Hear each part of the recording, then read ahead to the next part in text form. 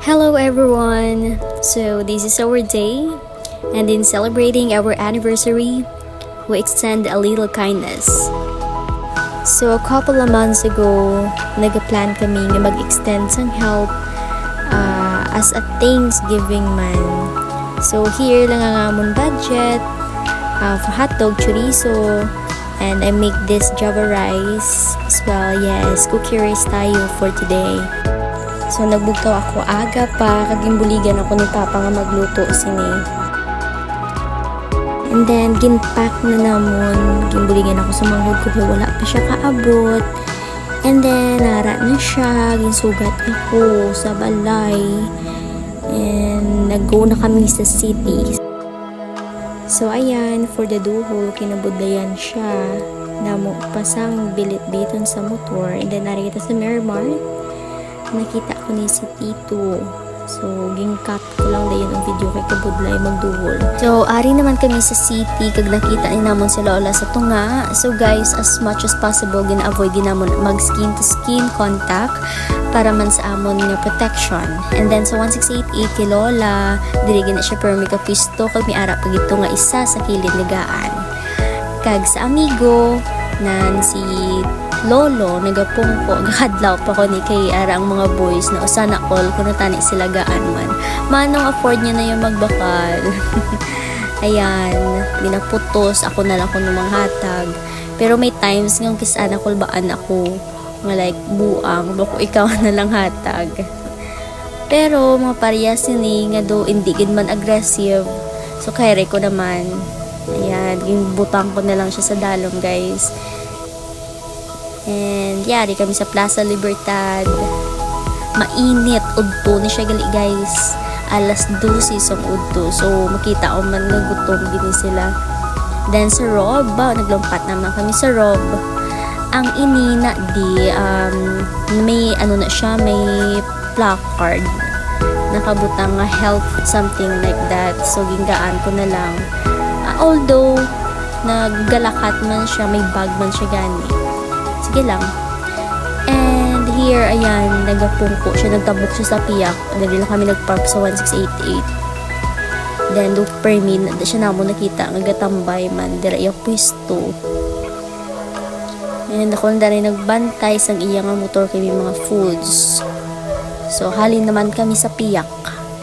So, ari sa SM Delgado, nakita ta si Lolo.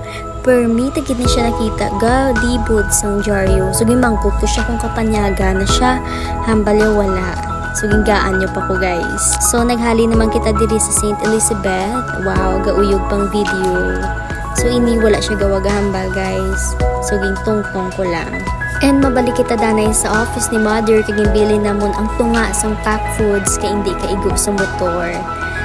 So, ari sa 888 Plaza Hotel sa Delgado. Kada gabi magpuli kami from San Agustin, gakalabyan gini siya namon like 7 PM onwards. So Mayo kay udto pa lang nakita na siya namon sa muna nga adlaw. And ari sa 7-Eleven sa Halandoni. So ari naman kita sa tabuk sang Sanag na 7-Eleven.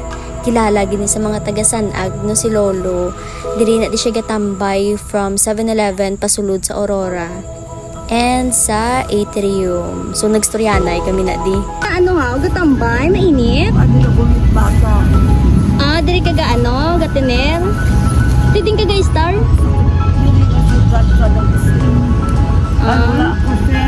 Mama ko papa ko 2 years na napatay.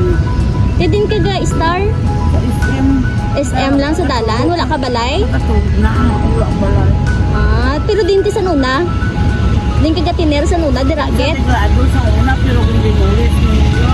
Wala ka bata? Wala ko magpamana kay taon. Mga parahon ko, taon, para inom. Di, sige. Kama baka katugiriyo na katanduan. Talong nay! Salamat ini nga. Oo. Ha? Kasi may magulit ko sa inyo nga makakapangayo ko kahapon. Narabitan. Agol. Di, sige, makalabay ko diha kung may sobra kami. Kayo mahadang sikangan. Oo. Kasi may mga hapan, mga dalag, mga mamangkaan ng laman. Okay. Sige. Kasi ito na makulangan sa buwas at pinalitan. Okay, oo. Niya. Oo.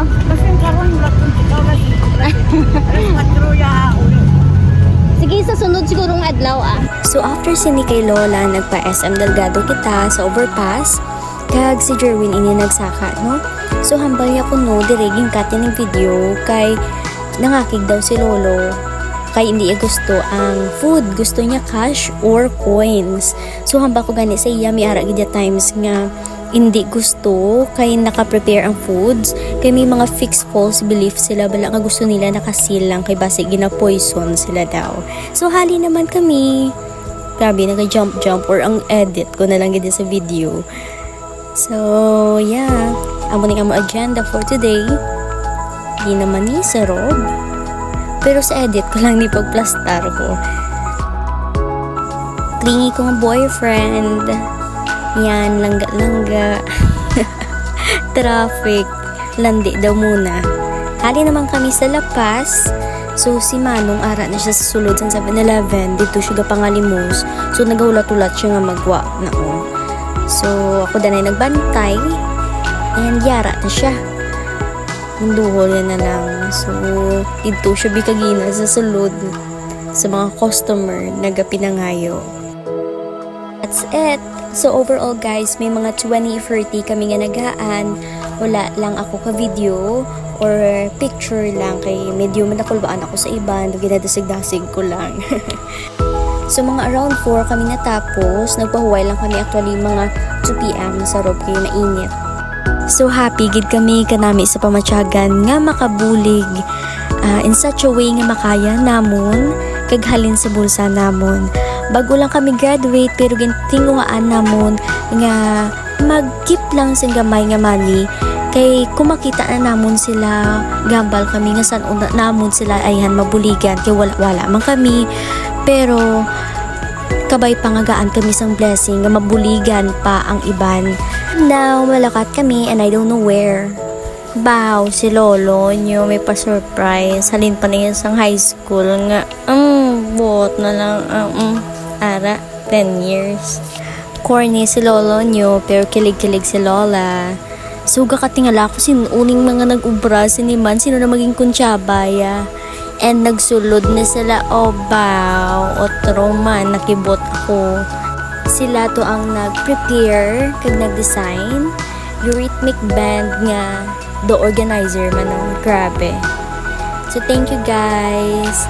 So after namang gali libot kapag hatag may surprise gali nga nagahulat ari dinner ang Java rice na guro kag ang hotdog nga mo kanon wala na kaming kwarta. Thank you so much for watching guys. Hoping that we can face adulthood together and overcome whatever life brings. As we open this new chapter, the future we've always been dreaming of.